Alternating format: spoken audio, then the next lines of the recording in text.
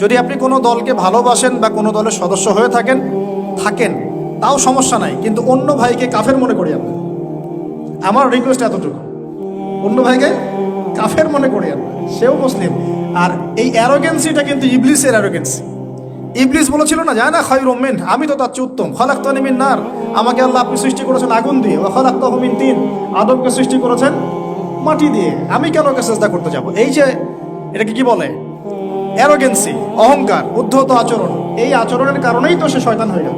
এটা কেমন, ওই যে ধর্মীয় কিছু বিভাজন আছে, একবার এক দলে ঢুকে গেছেন, অন্য ভাইকে আর ভাই মনে হয় না, সালাম দেওয়ার সময় খুঁজে খুঁজে সালাম দেয় যে ও আমার গ্রুপের কিনা, অন্য গ্রুপের হলে সালাম দেয়।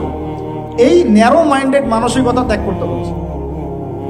আমরা সবাই মুসলিম, তিনি বলছেন ওয়ামান বারবার এই একটা বলেন, আপনারা তো শোনেন, ওয়ামান আহসানু কাওলাম মিম্মান দাআ ইলাল্লাহ ওয়া আমিলা সালিহান ওয়া ক্বালা ইন্নানি মিনাল মুসলিমিন। ওই ব্যক্তির চেয়ে শ্রেষ্ঠ আর ভালো কে আছে, আহসান কে আছে? যে ব্যক্তি বলে, যে ব্যক্তি মানুষকে আল্লাহর দিকে আহ্বান করে এবং নিজে সৎ আমল করে আর বলে আমি মুসলিমদের একজন, আমি মুসলিমদের একজন। নবী সাল্লাল্লাহু আলাইহি ওয়াসাল্লাম এই পরিচয় নিয়েই দাওয়াতে কাজ করেছেন, আমরা মুসলিম, এটা আমাদের মৌলিক পরিচয়। এরপরে আপনার কোনো যৌগিক পরিচয় থাকতে পারে, ওই পরিচয়কে কেন্দ্র করে আমরা আমাদের মধ্যে ডিভাইডেশন করব না, ক্রিয়েট করব না ইনশাআল্লাহ। ঠিক আছে ভাই, একমত তো নাকি? আলহামদুলিল্লাহ। এখন আমরা ধর্মীয় সাম্প্রদায়িকতা যেগুলো আমাদের দলীয়করণ, এই ফেরকাগুলো থেকে একটু ব্রড মাইন্ডেড হওয়ার চেষ্টা করি।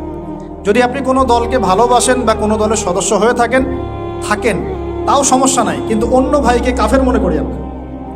আমার রিকোয়েস্ট এতটুকু, অন্য ভাইকে কাফের মনে করি আমরা, সেও মুসলিম। আর এই অ্যারোগেন্সিটা কিন্তু ইবলিসের অ্যারোগেন্সি।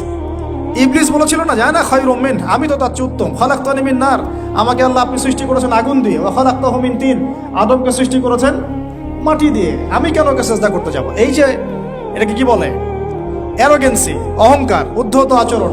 এই আচরণের কারণেই তো সে শয়তান হয়ে গেল। অতএব আমরা নিজেদেরকে অন্যর থেকে সুপিরিয়র না ভাবি। আমি যে বড় বড় কথা বলছি, এর চেয়ে ওই ভাইয়ের আমল বেশি হতে পারে, ওই ভাইয়ের চেয়ে এই ভাইয়ের আমল বেশি হতে পারে। কে জানে কার আমল নামায় কত নেকি আছে আর কোন আমল আল্লাহর কাছে কবুল হবে, এটা তো আল্লাহই ভালো জানে। অতএব আমাদের সবাইকে তাসকিয়া অর্জন করার চেষ্টা করতে হবে, আত্মশুদ্ধি। আল্লাহ পাক তৌফিক এনায়েত করুন। এরপর তিনি বলেছেন, আমি আমার ছেলেকে এখানে পড়িয়েছি, কিন্তু ডিগ্রি সার্টিফিকেট সবকিছু নয়। কথাটা খুব ভালো লেগেছে আমার কাছে। ডিগ্রি সার্টিফিকেট সবকিছু নয়, ডিগ্রি পেলাম, সার্টিফিকেট পেলাম, এইটা ওইটা, এগুলোই আমার কাছে আলেম স্কলারশিপের মানদণ্ড নয়। এলেম আল্লাহর পক্ষ